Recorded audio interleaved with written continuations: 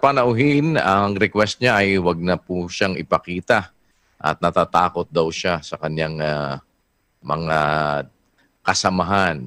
Si Peter Lim po ang magtatanong sa atin. Magandang gabi po sa inyo, kapatid na Peter. Tuloy po kayo sa atin pong sa atin pong Bible exposition. Ano po ang inyong katanungan? Magandang gabi po at saka umaga dyan sa Brazil. Dati po akong Iglesia ni Cristo. Nakatapos na po ako ng indoctrination. Kung loloobin po ng Diyos, baka itong Oktubre po, ipabautismo na po ako. Ang katanungan ko lang po kasi po, hindi ko po kasi matanggap, bagamat ipinagpapasalamat ko na itiniwalag ako sa iglesia na napagbintangan lang ako. Ang hindi ko lang po matanggap at bagamat salamat, tiniwalag nila ako at nagkaroon po ako ng pagkakataon makinig kay Brother Eli na sinasampalatayanan ko na lahat ng turo, napakinggan ko, napakasarap. At sana nga lahat ng mga ka-iglesia ko magising ang kaisipan at huwag matakot. Kasi po nung ako'y tiniwalag na hindi ko namang kasalanan, idinamay po, tiniwalag yung mga anak ko. Ang tanong ko po, Brother Eli po, Brother Daniel, salamat po sa pagkakataong ito. Tama po ba yung pati mga bata, pati buong pamilya? Ang alam ko po sa Ezekiel 18:20, nakalagay kung sinong may kasalanan. Bagamat hindi ko po, wala naman po akong kasalanan. Siguro nakapag-comment lang po siguro siguro 5 years ago sa pagtatayo ng arena sa Pilipinas. Isang kapatid nagtanong sa akin, anong point of view ko? Sabi ko, hindi maganda kasi magiging business lang yan. Hindi magtayo na lang ng mga kapilya. Na-chismis ako sa ministro. Pinagtulungan na ako. Lumalaban daw ako. Yung buong pagtatanong, ipaglaban. Sa inyo nga po, ang dami nagtatanong, di kayo nagagalit Sa iglesia, magtanong ka. Either na barilin ka o sabihin na masama ka, lumalaban ka. Meron po ba sa Biblia? Kasi sabi po ng ministro, meron. Wag mong yan, Ezekiel na yan. Meron. Na kailangan itiwalag kayong lahat. Hindi ko ba sa demonyong turo yun na pati mga bata na sumasampalataya, masisigla, titiwalag nila. Ganun ho kasi yung uso sa iglesia ngayon Pag nakainitan ng isang kapatid, tiwalag ang buong pamilya. Kay lolo, kay lola mo, titiwalag. Walang awa. Yun lang po ang tanong ko po. Sa demonyo po bang turo yun? Kasi hindi po matanggap Bagamat ipinagpapasalamat ko po, tiniwalag nila ako. Ang pinagdarandam ko lang yung mga anak ko, natakot nang umanib sa iglesia. Sa mga iglesia. Pakiwari ng mga anak ko, malulupit ang iglesia. Ang mga reliyon, malulupit. Yun lang po. Pakipaliwanag lang po kung tama yung ginawa nila o turo ba ng Biblia yun o turo ng demonyo yung ginagawa nila. Yun lang po. Brother Eli, Brother Daniel, salamat po. Salamat sa Diyos din, kapatid na Peter. Alam mo, unang-una, wala naman tama sa iglesia ni Manalo Naniniwala po. Mula sa pangalan, sa doktrina, sa sobre, Santa Cena, wala naman tama dyan No? Actually, halimbawa, kalahati tama. Mali pa rin Alam mo kung bakit mali. Basahin natin ang Ecclesiastes 10:1. Ang mga patay na langaw ay nagpapabaho sa ungguwento ng manggagawa ng pabango. Gayon, ang munting kamangmangan ay sumisira ng karunungan at karangalan. Ayun. Yung konting patay na langaw, kung gusto mo mag-imbestiga ka, kapatid na Peter, meron ka isang pabango, isang bote, humuli ka ng mga 7 hanggang 10 langaw. Huwag marami. 7-10 langaw. Lagay mo dun sa bote ng pabango. Iwan mo ron ng ilang panahon. Dadating araw, ang baho ng pabango mo. No. Sabi ng Biblia, yung patay na langaw nagpapabaho ng ungwento ng manggagawa ng pabango. Gayon ang munting kamangmangan, sumisira yun ng karunungan at karangalan. Pagka nasumpungan ng munting kamangmangan sa isang samahan, null and void na lahat na mali napakaraing mali Unang-una, may mga aral, hindi nila matanggap. Ayaw nga nilang imbestigahan Bakit ang ginagamit lamsa, mga iglesia ni Kristo, binili ng dugo. Maling salin yun Ang nasa mga original kasing salin o original language na manuscript, ang nakalagay, Ecclesian to Theo. Iglesia ng Diyos. Hindi iglesia ni Kristo. Ecclesian to Theo sa Greek. Ang aklat ng gawa isinulat sa Greek. No? Kasi ang nagsulat si Lucas na Griego.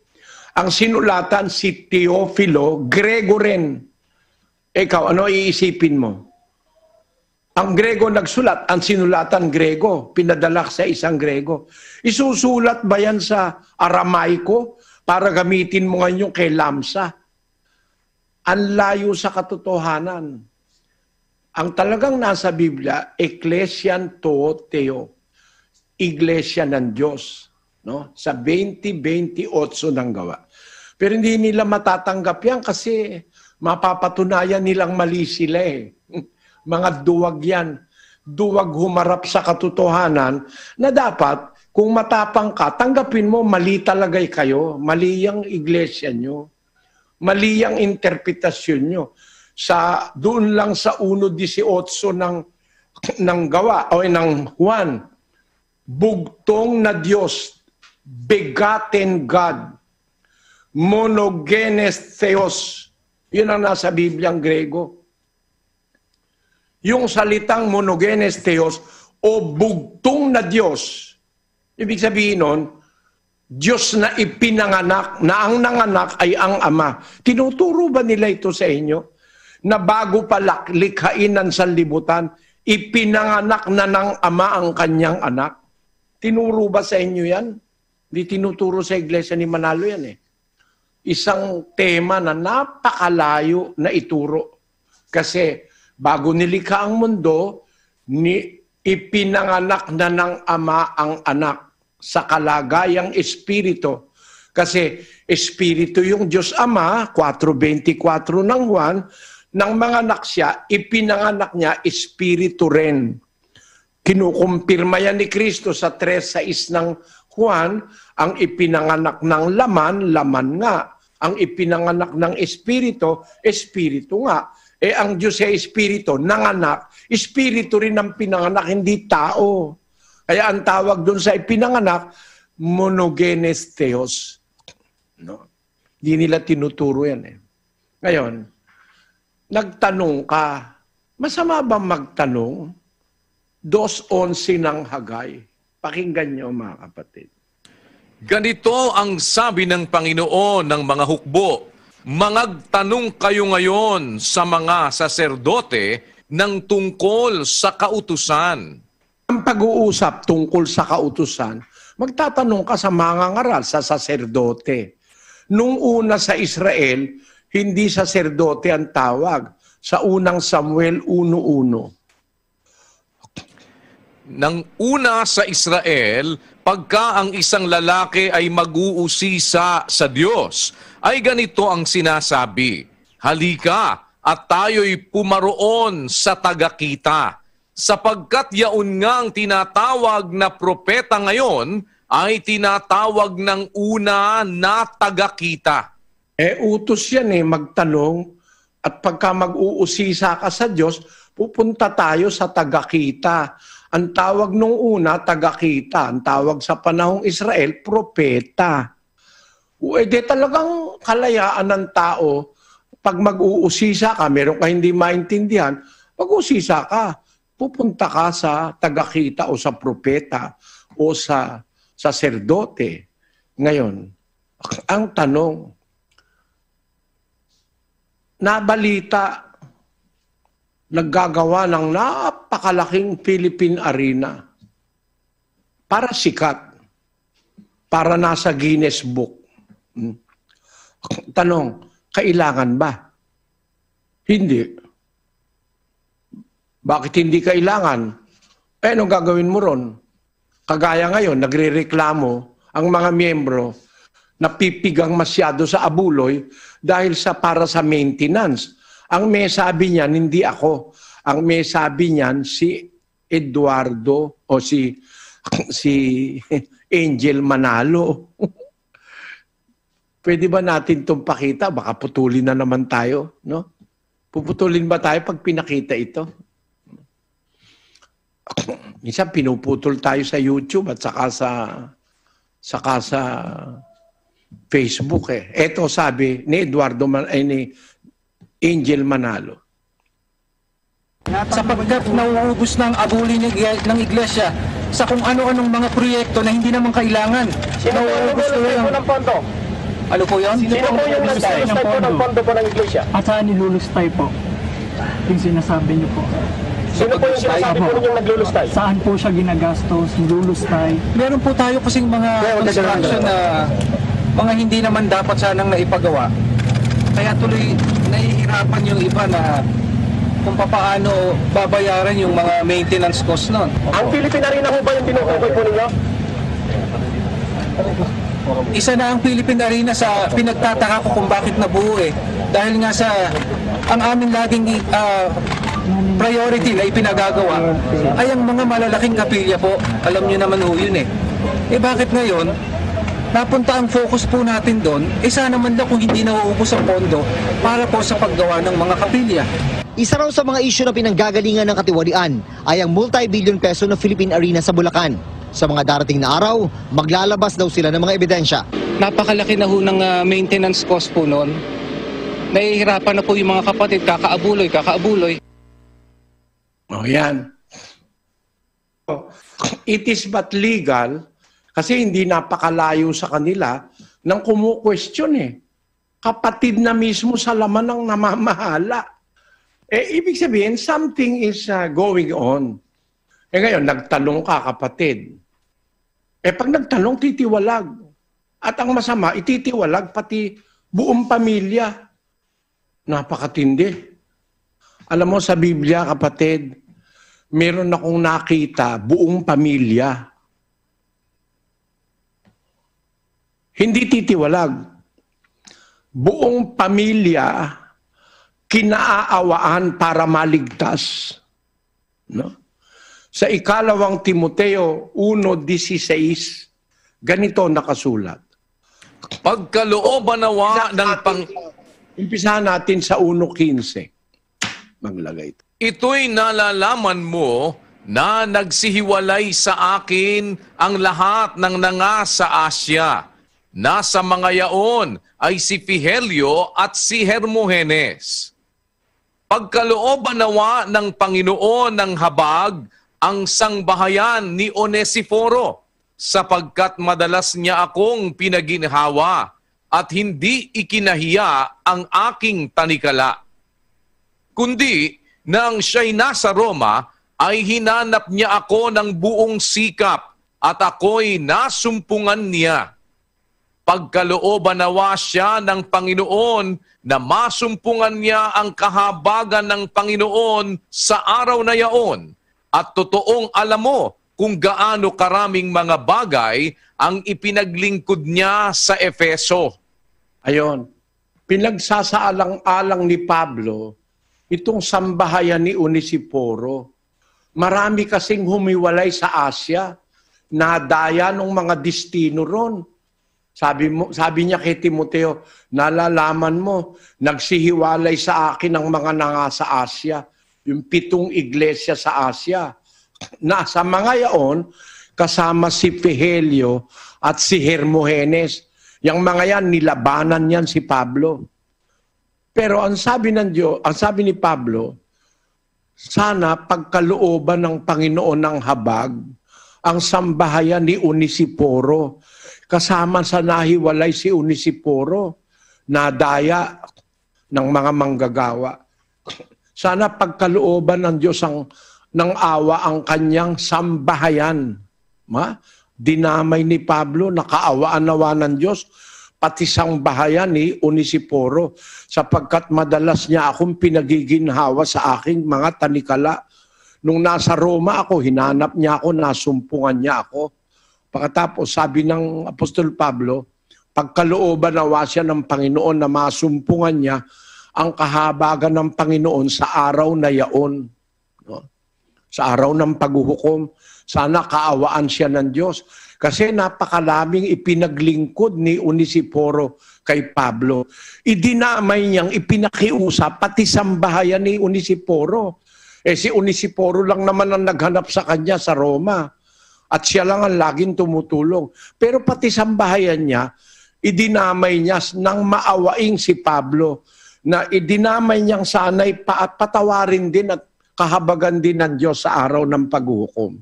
Yan ang diwa ng mangangaral na sa Diyos, kapatid na Peter.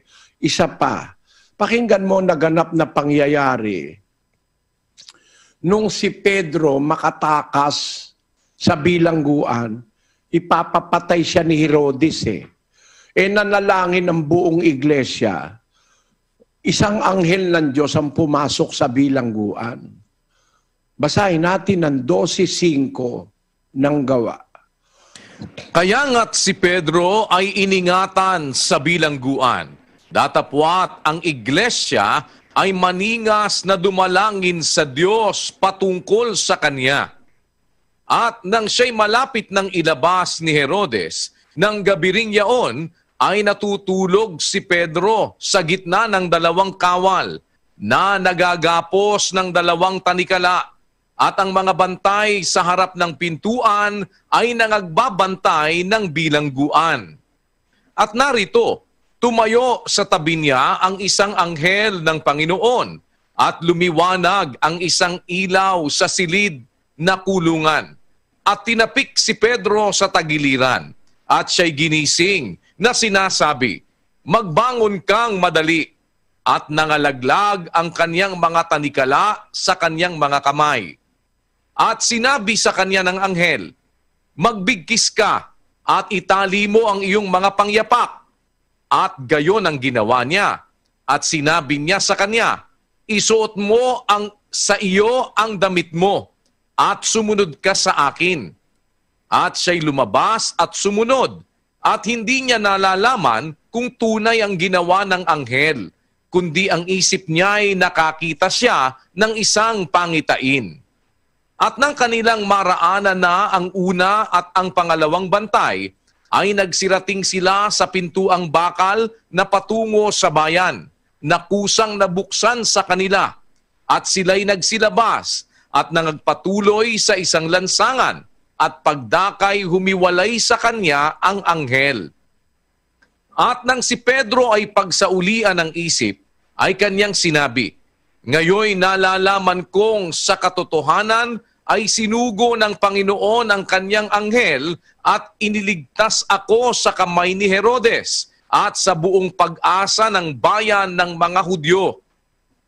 At nang siya'y makapagnilay na, ay naparoon siya sa bahay ni Maria na ina ni Juan, na may pamagat na Marcos, na kinaroroonan ng maraming nangagkakatipon at nagsisipanalangin. At nang siya'y tumuktok sa pintuang daan, ay lumabas upang sumagot ang isang dalagang nagngangalang Rode. At nang makilala niya ang tinig ni Pedro, sa tuwa'y hindi niya binuksan ang pintuan, kundi nagtakbo sa loob. Ipinagbigay alam na nakatayo si Pedro sa harap ng pintuan. At kanilang sinabi sa kanya, "Nauulol ka." Datapwat buong tiwala niyang pinatunayan na gayon nga. At kanilang sinabi na yaoy kanyang anghel. Datapwat na natili si Pedro ng pagtuktok. At nang kanilang buksan ay nakita nila siya at sila'y nangamangha. Datapwat siya nang mahudyatan sila ng kanyang kamay na sila'y tumahimik, ay isinaysay sa kanila kung paanong inilabas siya ng Panginoon sa bilangguan. At sinabi niya, ipagbigay alam ninyo ang mga bagay na ito kay Santiago at sa mga kapatid. At siya'y umalis at napasa ibang dako. Nang mga uumaga na ay hindi kakaunti ang kaguluhang nangyari sa mga kawal tungkol sa kung anong nangyari kay Pedro. At nang siya'y maipahanap na ni Herodes at hindi siya nasumpungan, ay siniyasat niya ang mga bantay at ipinag-utos na sila'y patayin. At siya'y buhat sa Judea, ay lumusong sa Cesarea at doon tumira. At galit na galit nga si Herodes sa mga taga-Tiro at taga-Sidon. At sila'y ito istorya ni Pedro na ipapapatay siya ni Herodes, kinulong siya, tiniligtas siya ng anghel eh. Nakatakas siya eh. No? Nangyari ito dahil sa pag-uusig sa iglesia ng mga Romano, ng mga Hudyo, at saka ng pati na si Herodes kasama sila. Pangyayari ito kay San Pedro. May isang collateral na pangyayari na nandoon sa isang talata, nangyari ito naman kay Pablo. Sa 16:25 na natin umpisahan. Datapwat ng maghahating gabi na si Pablo at si Silas ay nagsipanalangin at nagsiawit ng mga himno sa Diyos at sila'y pinakikinggan ng mga bilanggo. At kaginsa-ginsay nagkaroon ng isang malakas na lindol. Ano pat nangagsiuga ang mga patibayan ng bahay bilangguan. At pagdakay nangabuksan ang lahat ng mga pinto. At nangakalas ang mga gapos ng bawat isa. At ang tagapamahala, palibhas ay nagising sa pagkakatulog at nang makitang bukas ang mga pinto ng bilangguan, ay binunot ang kanyang tabak at magpapakamatay sana sa pag-aakalang nangakatakas na ang mga bilanggo. Datapwat sumigaw si Pablo ng malakas na tinig na sinasabi, "Huwag mong saktan ang iyong sarili, sapagkat nangaririto kaming lahat."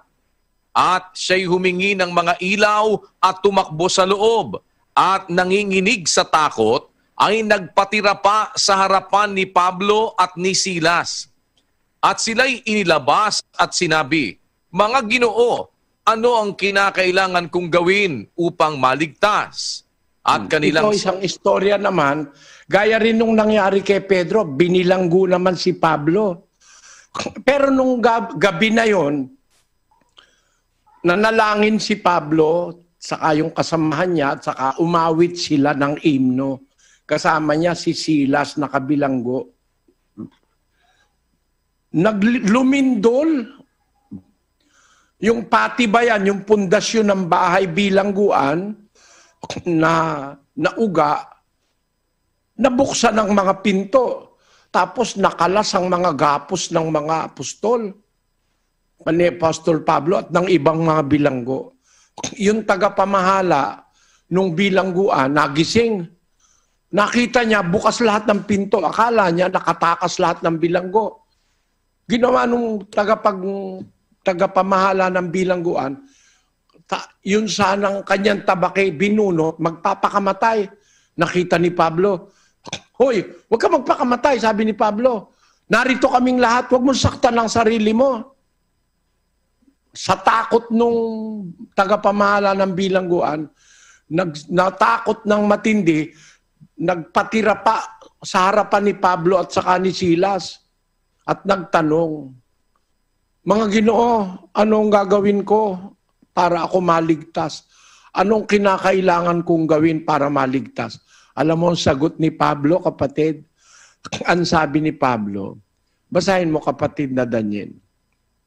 At kanilang sinabi, "Manampalataya ka sa Panginoong Hesus at maliligtas ka, ikaw at ang iyong sangbahayan." Ino mo yung diwa na yun, no? na gustong maligtas yung tagapamahala ng bilangguan, nang sumagot ang apostol na totoong apostol, manampalataya ka sa Panginoong Hesus, maliligtas ka ikaw at ang iyong sambahayan. Kita mo, idinadamay ang sambahayan kahit wala roon. Ibig sabihin, yung mangangaral na sa Diyos, may pagmamalasakit sa'yo, pati sa sambahayan mo, na kung pwedeng maligtas kayo lahat, yun ang kanyang diwa. Aba, sa inyo naman, ititiwalag ka, pati sambahayan mo na hindi naman nagkasala sa kanila. Ang tanong mo sa akin, turo po ba ng demonyo yon? Eksakto ang sabi mo, kapatid na Peter.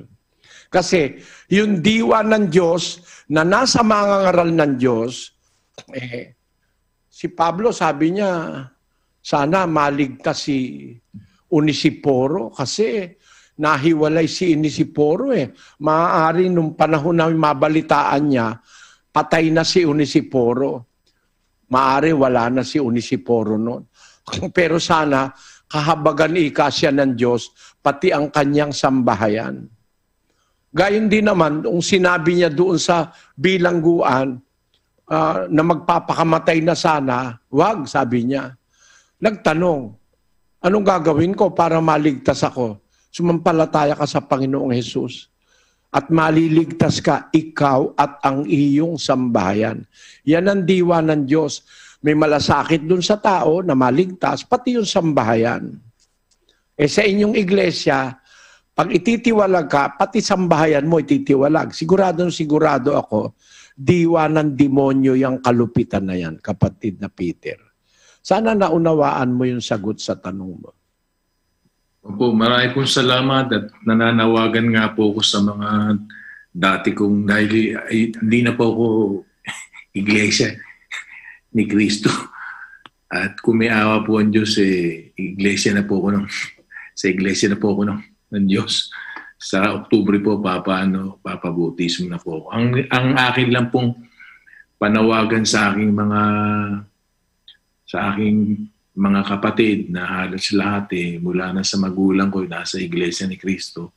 Sana po, kung nakikinig kayo, kaawaan sana tayo ng Diyos na mawala na kayo dyan sa reliyon na yan dahil uubusin tayong pagtititiwalag niyan. Hindi tayo pwedeng magtanong.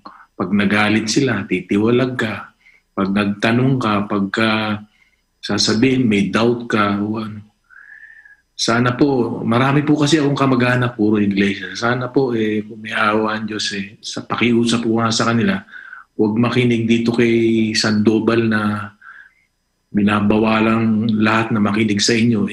Kahit isang beses lang, mga kamag-anak ko, makinig kayo para mabuksan yung isip nyo. At mawala kayo dyan sa bulaan reliyon na yan na hindi totoo. Salamat po, Brother Daniel, Brother Eli.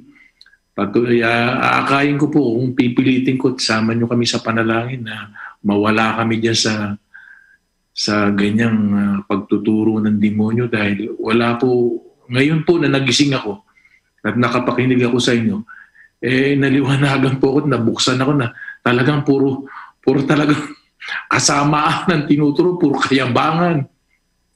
Salamat po ng marami. Una po sa Diyos. At sa inyo po, Brother Daniel at Brother Eli, sa pagkasangkapan sa inyo. Marami pong salamat. Salamat sa inyo, salamat sa Diyos, kapatid na Peter. Kasama nyo kami sa pananalangin. Araw at gabi, panalangin namin yan, kaawaan ng ating mga kaaway sa pananampalataya. Sana kaawaan ng Diyos pati yung buong sambahayan mo, kapatid, at yung iba pang kamag-anak, talagang napakalalim ng pagkakadaya sa mga tao dyan sa iglesia na yan. Hindi ako naniniwalang sa Diyos yan. Kahit yan lang ang iglesyang matira sa ibabaw ng lupa, hindi ako aanib dyan. Alam ko, mauunawaan ako ng Diyos. Hindi ako aanib dyan. Kung ako, hindi ako aanib dyan. Ano yan itinataguyod ng kasinungalingan yan 10 milyon daw sila. Hindi totoo yun. Meron akong ulat ng ministro Naging ministro siya Ayun, hanggang ngayon, di makalitaw yung ministro, nagtatago. Malaki gastos ko ron eh. Bakit? Kasi talagang alam ko, pagka lumitaw yun, baka kung anong mangyari doon sa ministro. Siya ang nagbigay sa akin ng mga inside information. Ano? Pati mga record, mga tape, mga dokumento, na talagang nabubuhay kayo sa kasinungalingan. Maawa kayo sa mga miyembro nyo.